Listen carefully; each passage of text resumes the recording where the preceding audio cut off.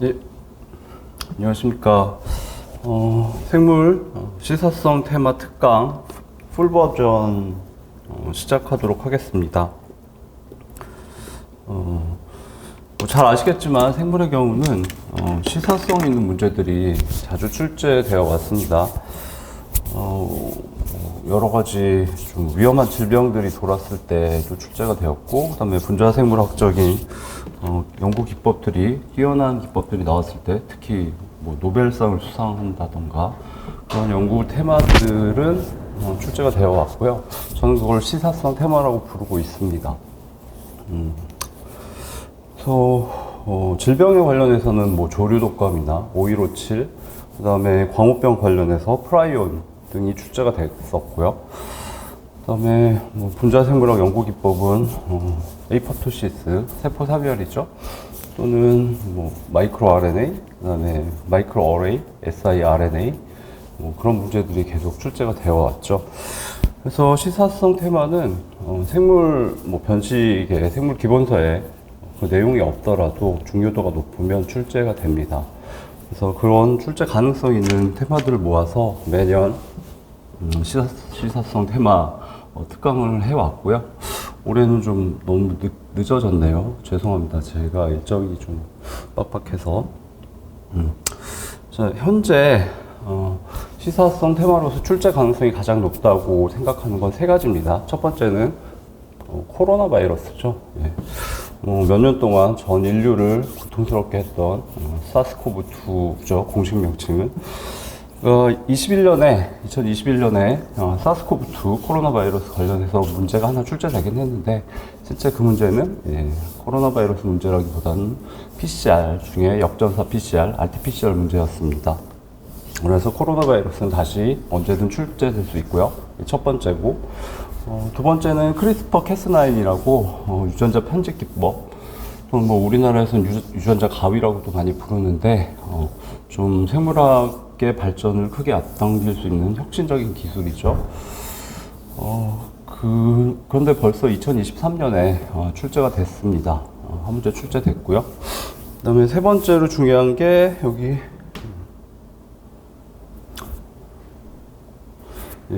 차세대 서열 분석이 세 번째로 중요하다고 생각이 됩니다. 그러니까 DNA 서열 분석을 하는 기법이 굉장히 빠르게 발전해서 생물학이 빠르게 발전하는 원동력이 되고 있습니다. 중요도가 높죠. 그래서 코로나 바이러스, 크리스퍼 캐스9, 차세대 서열 분석 세 가지가 시사성 테마로서는 출제 가능성이 가장 높다고 생각을 하고요.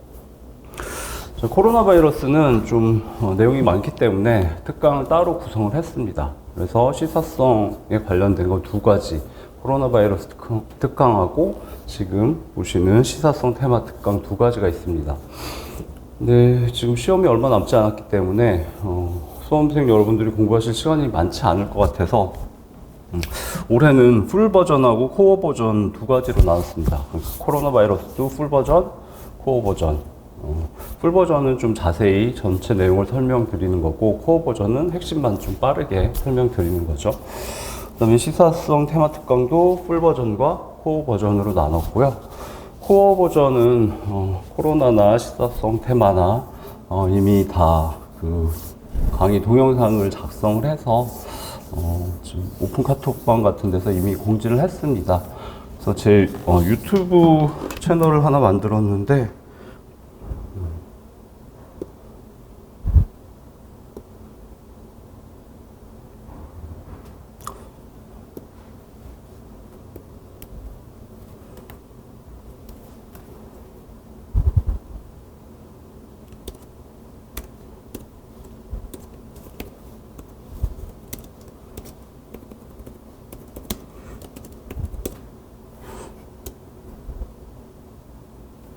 유튜브에서 이렇게 검색하시면 제 이름이 김민이라서 민스 바이올로지 룸이라고 그냥 심플한 채널을 하나 개설을 했습니다. 그래서 좀 짧은 강의 동영상들을 계속 올릴 예정인데, 이제 시작한 지 얼마 안 됐고요. 그래서 코로나 바이러스와 그다음에 시사성 테마의 코어 버전 강의는 여기 올라와 있습니다. 물론 변리사스쿨 학원 웹사이트에도 올라갈 테니까 그걸 보셔도 되고요. 일단 시간이 부족하신 분들은 코어 버전을 보셔도 될 것 같고요. 근데 조금 생물을 조금 더 자세히 대비하겠다고 생각하시는 분들은 풀 버전으로 공부하시면 좋을 것 같습니다.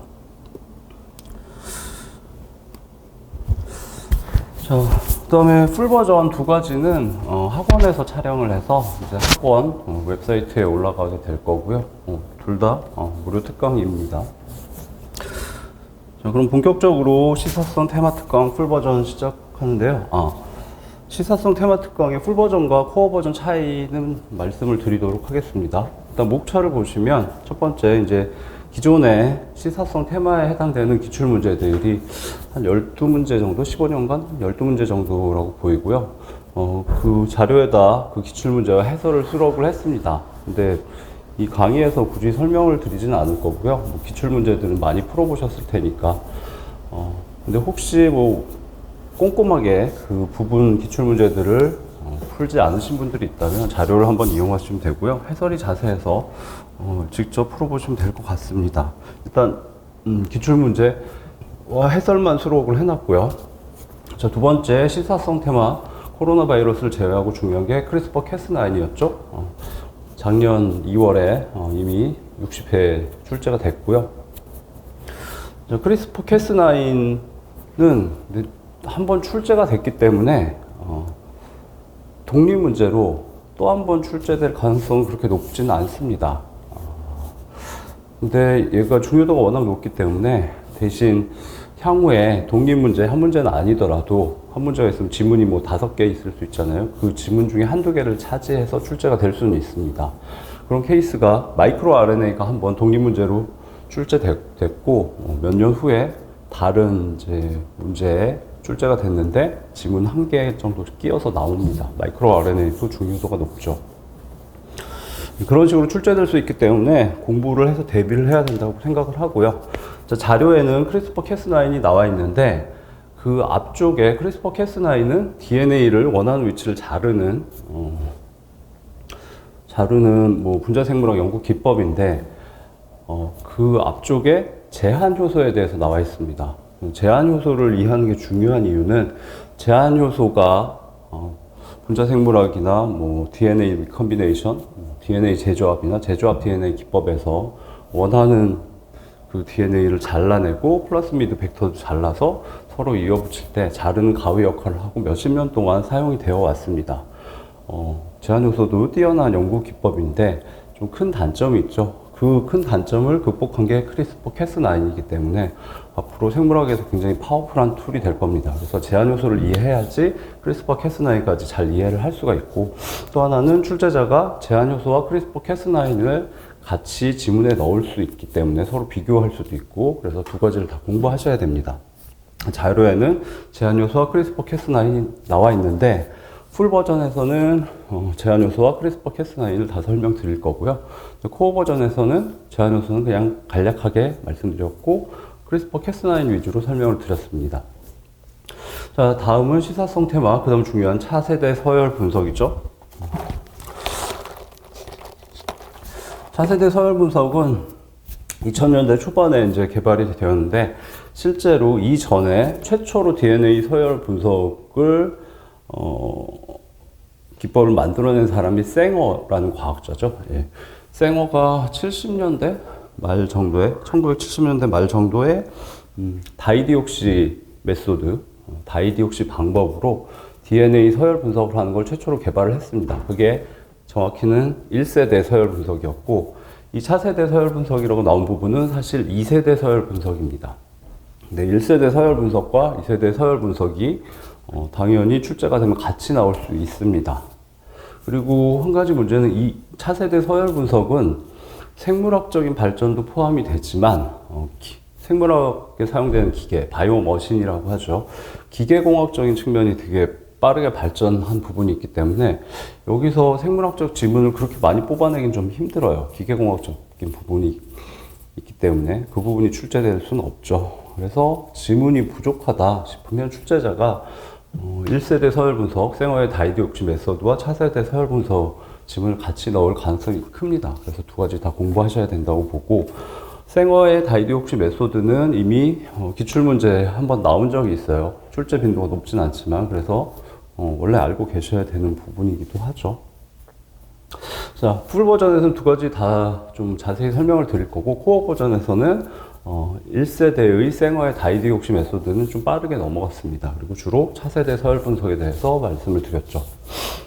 자, 그래서 세 가지 테마가 가장 중요하고 다시 말씀드리면 코로나 바이러스 꼭 공부하셔야 되고 크리스퍼 캐스9 공부하셔야 되고 차세대 서열 분석 세 가지가 중요합니다. 자, 그 다음 시사성 테마로는 항생제 내성을 선택을 했는데